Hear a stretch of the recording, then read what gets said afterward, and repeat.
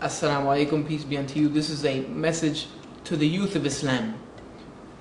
I know that in the society that we live in, you are bombarded from every side, from every means by temptation, by the life of this world, wanting to become full into the life, wanting to be tempted by the things that are put in your face every day through media, through school, through friends, through peer pressure, through music, through all of these things, gangs, drugs, all of this enter into your realm every single day, enticing you away from Islam. I want to tell you from experience that I've been there and done that.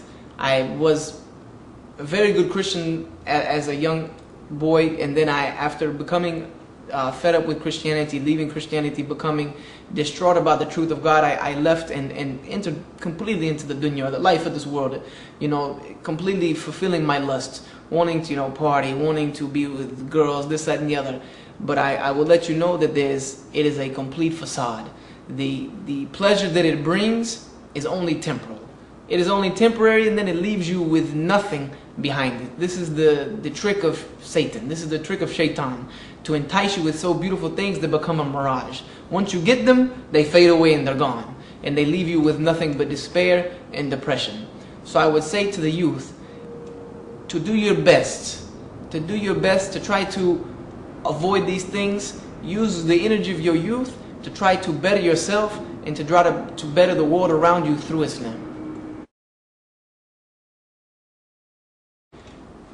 But young people tell me, but I'm young. Why can't I just party and have fun while I'm young and then practice Islam when I get older?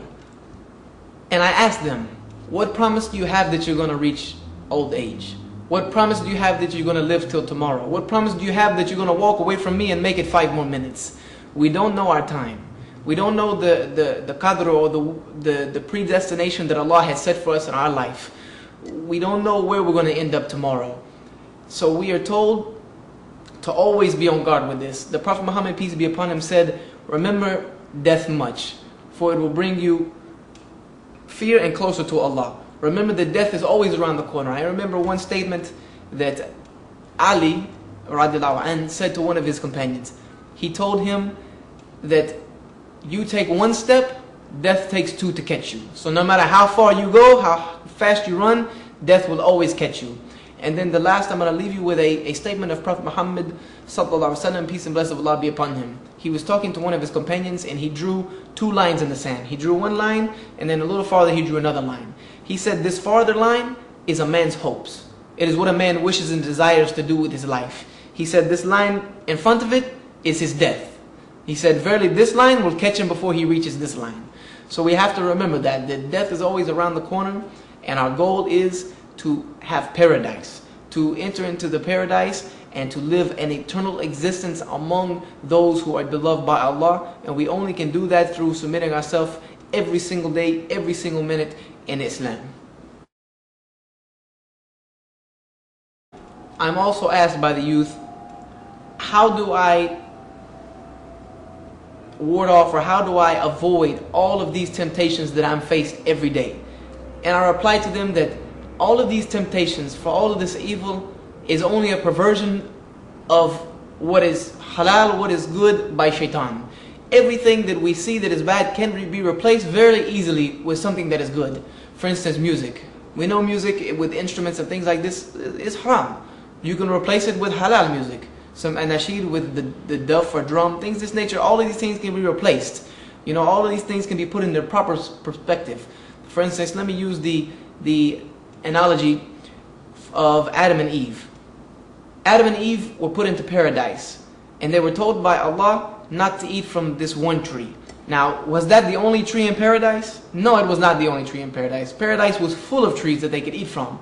But Shaitan tempted them and induced them and enticed them to eat from this tree, because this is the one that is so beautiful. This is the one that tastes the best. Just like as we are bombarded every day with images of, oh, this bad thing, this thing is very good.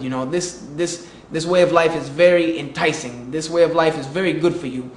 And we know for sure that there are many things around us that are just as good, but that are legal and halal by Allah's means. We just have to take a minute, look around the tree, look behind the tree, Find all of those other things that are around it that are good and focus on those things instead of just allowing shaitan to focus our vision just on those things that are bad. And my final advice to the youth is going to be using a story that Allah narrates to us in the Quran when Luqman gave advice to his son. He said to his son 10 things, which I call the 10 commandments of Luqman al-Hakim, the wise. He said to his son, he said, "O my son, do not ever commit shirk. Do never associate anything with Allah." This was his greatest commandment to his son. Do not commit shirk. Do not associate anything as a partner with Allah. Stay away from this by all means necessary. For verily, shirk is the worst iniquity. It's the worst evil. He also said to him further, he said, "O my son, Allah will bring all things to light, be they small or be they large. Be they hidden on a rock high above or in the heavens down below. And in their finest details, Allah will reveal them." Oh my son, his second advice was, "Aqim as-salah." Establish salat. Establish regular salat for my remembrance. This was his second commandment to his son. Do not associate partners with Allah and establish regular prayer, regular salah. He also told him, enjoin good, amar bil maruf wa nahy anil munkar. Enjoin good and forbid evil. This was another command. After you put Allah as one in His Tawheed, after you establish salat, enjoin to the good, forbid the evil.